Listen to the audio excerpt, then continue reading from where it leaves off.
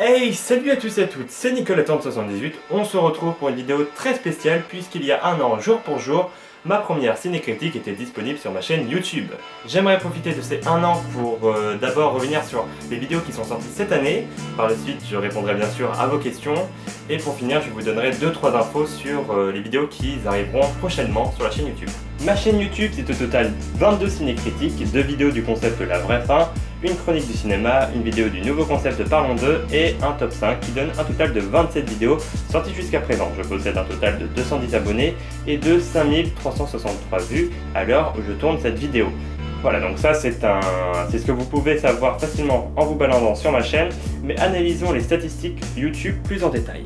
Donc sur les 365 derniers jours, il y a eu pas moins de 517 j'aime, 47 je n'aime pas, 415 commentaires et 9 partages. Parmi les vidéos qui ont eu le plus de vues, la première étant celle de Star Wars, ma ciné-critique, qui a comptabilisé pas moins de 1063 vues avec 38 j'aime et 16 commentaires. La deuxième étant le top 5 de mes films préférés en 2015 qui possède à l'heure actuelle 485 vues, 19 j'aime et 18 commentaires. En regardant les statistiques YouTube plus précisément, je remarque que vous êtes 84% d'hommes et 16% de femmes. Vous êtes 82% à me regarder depuis la France, 4,6% depuis la Belgique, 2,7% depuis le Canada et 2,6% depuis la Suisse.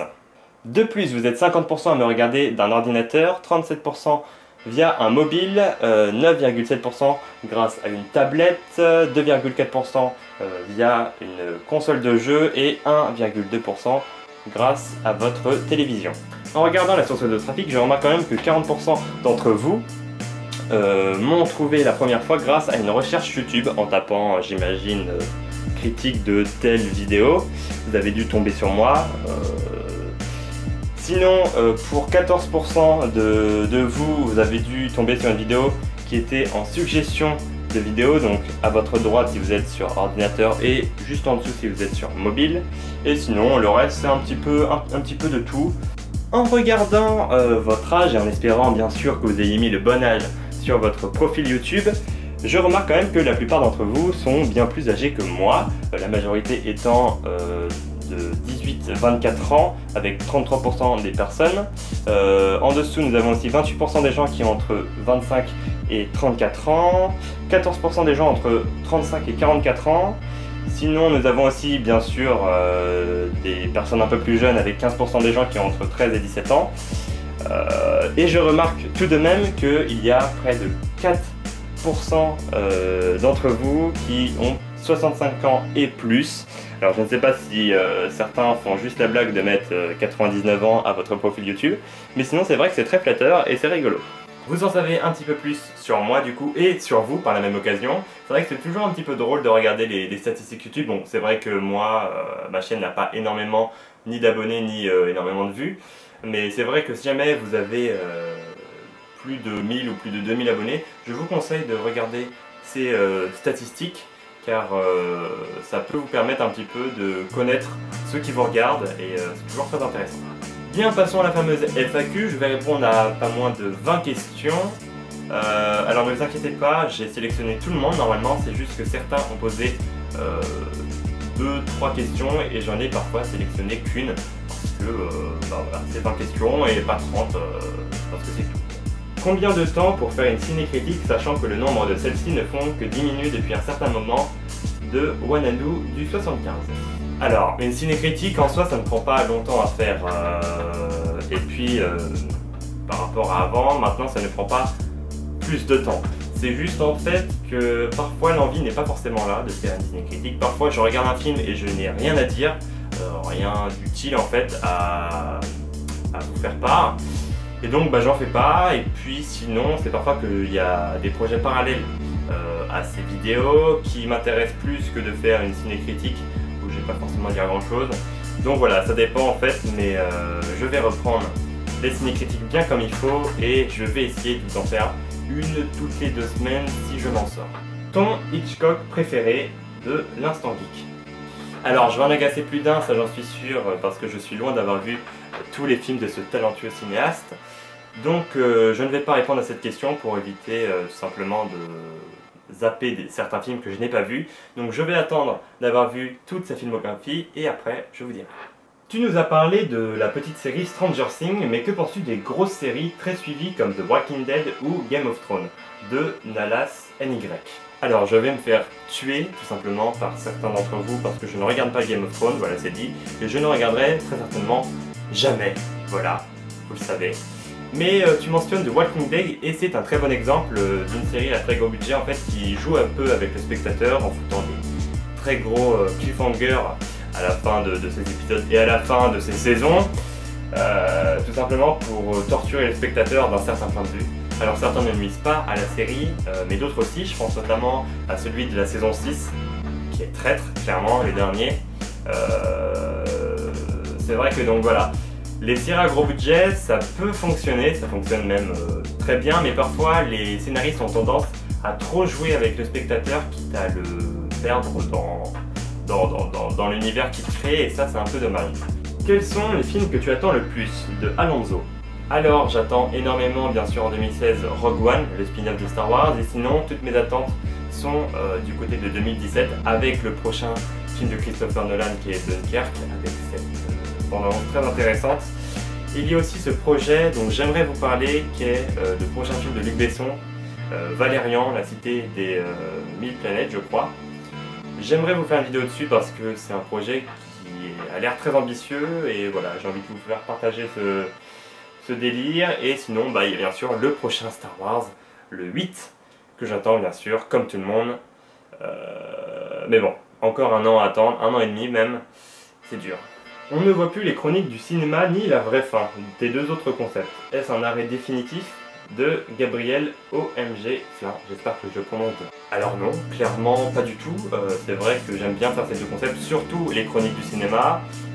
Mais c'est vrai que ça demande du temps, je parle pour les chroniques bien sûr.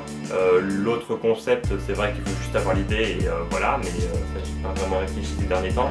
Mais c'est vrai que voilà, pour les chroniques du cinéma, voilà, j'ai beaucoup d'idées, mais ça prend énormément de temps, donc pas surtout. Peux-tu nous faire une critique de Bloqué, vite fait, de Yann Minola?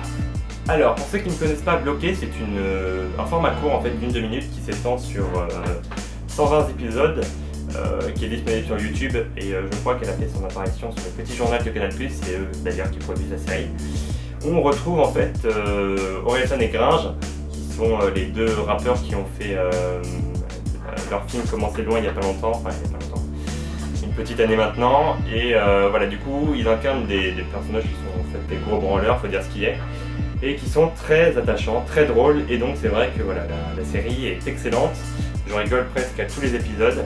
Donc voilà, pour ceux qui ne connaissent pas cette série, tapez Bloqué dans la barre de recherche YouTube, et voilà, 120 épisodes d'une 2 minutes, ça devrait vous faire normalement une bonne grosse soirée, entre potes à la limite, s'ils ne connaissent pas non plus, c'est vrai que c'est très drôle et très divertissant. Ton réalisateur modèle, pas Christopher Nolan, un autre, de l'instant geek. Alors si tu m'enlèves la possibilité de choisir Christopher Nolan, je choisis sans hésiter le cinéma de Luc Besson, qui est le réalisateur français que j'apprécie le plus. D'où vient l'idée des ciné-critiques de Tibbs et Alex? Alors j'ai toujours voulu lui donner mon avis sur les films que je regardais, alors le faire en vidéo, c'était vite trouvé en fait. Tu joues à Pokémon Go de Yann Minola? Au grand jamais. Quel dessin animé t'a vraiment marqué étant plus jeune de Filmomane? Les mystérieuses cités d'or, clairement, c'est avec un récit très intéressant, des personnages très attachants. Bref, tout ce que j'aime, je vous la conseille vraiment. Ta chaîne s'appelant toujours Nicoletante78, comptes-tu t'élargir sur des critiques ou des chroniques différentes que le cinéma, style, musique, jeux vidéo, etc. de Nalas NY? Alors auparavant, je faisais vraiment de tout, puis je me suis rebattu sur le cinéma. Mais ouais, c'est une idée, toujours une idée de m'étendre sur d'autres genres, d'autres styles.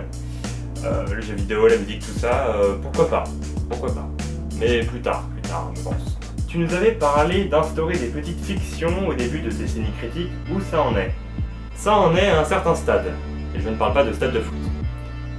Voilà, je crois que c'est bien résumé la situation de ce projet. Une mauvaise blague. Critique de South Park, de Trash Game? Je pense pas avoir besoin de faire une critique sur ce genre de série, c'est un petit peu comme les Simpsons, c'est vraiment ancré dans la culture populaire. Et donc ce sont des séries qui sont très drôles et très intelligentes surtout. Donc voilà, je pense pas faire de critique dessus. South Park est une série superbe, mais vous le savez autant que moi, donc voilà, j'ai pas forcément besoin de donner mon avis dessus en fait, puisque j'espère on a tous le même. J'aimerais connaître la date de ton prochain court-métrage, Alonso. Mais moi aussi. Penses-tu te lancer dans un court-métrage ou une web-série Filmoman? Bien sûr que oui, faire des courts-métrages et une web-série c'est un rêve, clairement.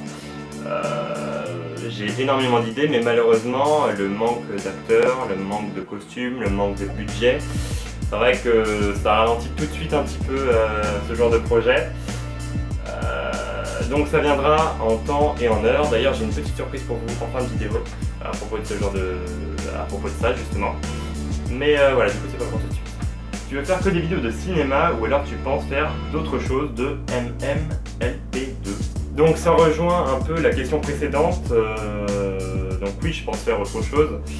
Mais chaque chose en son temps, j'ai envie de dire. J'ai pas envie de m'éparpiller dans plein de projets dont, très ambitieux, mais qui ne sauraient se réaliser. Donc voilà, chaque chose en son temps. Et puis voilà, on verra ce que le futur nous réserve. Que penses-tu de YouTube de 2016, de l'Instant Geek? C'est un YouTube de moins en moins libre, je trouve. Bon, vous connaissez tous les délires habituels, les problèmes de droit d'auteur, tout ça. Et ce genre de choses, ça empêche en fait à quelqu'un qui a énormément d'idées de pouvoir les réaliser tout simplement. À cause de certains problèmes, voilà, de musique, d'extra vidéo, etc. Voilà, donc ça empêche certaines personnes d'exploiter les bonnes idées qu'ils ont. Bref, c'est un YouTube qui privilégie certaines personnes, plus certaines personnes que d'autres. Tes styles musicaux et un artiste que tu aimes de Nalas NY. Alors, je fus très centré sur le rap, mais je commence un peu à m'ouvrir sur d'autres styles musicaux, surtout sur les musiques, enfin les OST en fait, les OST, que ce soit des OST de séries, de dessins animés, de films, etc. Mais voilà, donc pour donner des artistes que j'aime bien, je vais pas en citer qu'un seul parce que sinon ça serait vraiment traître. Mais je dirais les casseurs-flotteurs qui ont un univers que j'adore avec des délires très intéressants. Et sinon, je dirais Necfeu pour sa façon d'écrire. Présente 5 youtubeurs cinéma à tes abonnés et 5 youtubeurs gaming de l'Instant Geek. Alors, je vais peut-être pas présenter 10 youtubeurs, mais quelques youtubeurs cinéma et gaming, pourquoi pas. D'abord avec du côté du cinéma, on a bien sûr le Fossoyeur de film qui est le plus grand youtubeur du cinéma français à l'heure d'aujourd'hui. On a aussi Durandal, In The Panda que j'apprécie tout particulièrement, qui manque d'abonnés clairement. Les Chroniques du Cinéphile qui parlent vraiment, qui donnent des critiques très intéressantes avec d'autres concepts super sympa que je vous conseille d'aller voir. Donc de toute façon tous les liens sont dans la description si jamais ça vous intéresse. Et sinon côté gaming je dirais Link et Terracid qui me font énormément rigoler.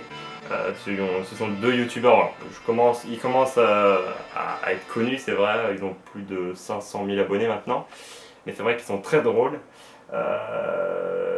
Sinon il y a Kiviar aussi qui est un youtubeur plus centré sur l'horreur. Qui est un de mes youtubeurs favoris clairement, et d'ailleurs il développe un jeu vidéo que je vous conseille. Sinon, Farod Games aussi, qui est un youtubeur qui doit avoir 300 000 abonnés, un truc comme ça, qui est aussi très drôle et très divertissant, pardon je vais y arriver. Et sinon je terminerai par Atomium, qui est aussi un youtubeur gaming que je trouve très divertissant à regarder. Voilà. Et je termine avec Penguin Master qui me fait beaucoup rire avec ses questions plus ou moins ironiques. Et il termine par me demander si je ferais des critiques de séries. Alors, critiquer des séries, je l'ai déjà fait plus ou moins en vous présentant la série Stranger Things. Je trouve incroyable, je ne cesserai de le répéter. Mais c'est vrai que faire des séries critiques, je ne sais pas si je pourrais les appeler comme ça, ça pourrait être plus ou moins cool. Enfin, dites-moi ce que vous en pensez, vous. Parler de séries ou voilà, dites-moi. Vraiment, pour le coup, moi je peux essayer de donner mon avis sur certaines séries qui sont plus ou moins mises en avant. Mais voilà, donc dites-moi, j'attends vos réponses. Bref, voilà, cette FAQ est à présent terminée. Merci à tous ceux qui ont posé leurs questions, bien évidemment. Et alors, je voulais quand même faire une petite remarque sur le fait que je ne répondrai pas du coup à des questions comme ta série préférée, ton film préféré, ton acteur préféré, etc. Tout simplement parce que je pense que ce genre de série, ce genre de film, ce genre d'acteur mérite une vidéo entière consacrée à eux. Et donc tout ça se fera très prochainement, bien évidemment. Bien, avant de se quitter, comme promis, du coup je vous donne un petit peu les vidéos qui vont sortir très prochainement avec donc les ciné-critiques qui arriveront dans 2-3 semaines, la prochaine. Mais voilà, donc ça arrivera. Sinon on a un tout nouveau concept qui va faire son apparition très prochainement, donc dans une semaine plus ou moins, qui est un concept que je partage avec 2 personnes qui ont déjà fait leur apparition sur la chaîne, et un concept que je pourrais partager avec vous. Pour le coup, ce sont des avis personnels sur certaines choses, j'en dis pas plus pour l'instant, mais c'est vrai que ça peut être cool et ça pourrait être interactif en fait, avec vos réponses dans les commentaires et aussi vos réponses en vidéo. Je vous en dis pas plus pour l'instant, tout ça fera son apparition dans une semaine. Donc, ensuite je vous avais parlé donc, de faire une vidéo sur le prochain film de Luc Besson qui a l'air très intéressant, donc ça aussi ça sera une petite vidéo, donc je pense que ça sera Parlons de Valérian, donc le prochain film de Luc Besson, une vidéo qui sortira à peu près dans 2 semaines, j'espère. Voilà, ce sont des approximations, je ne sais pas si ça se dit ce mot, mais voilà, toutes ces dates sont approximatives, je ne donne pas de date exacte parce que je ne saurais les respecter. Et voilà, alors, bien sûr la petite surprise, c'est que je viens de terminer avec un ami le scénario de mon prochain court-métrage, qui n'est pas pour tout de suite, je vous le rassure.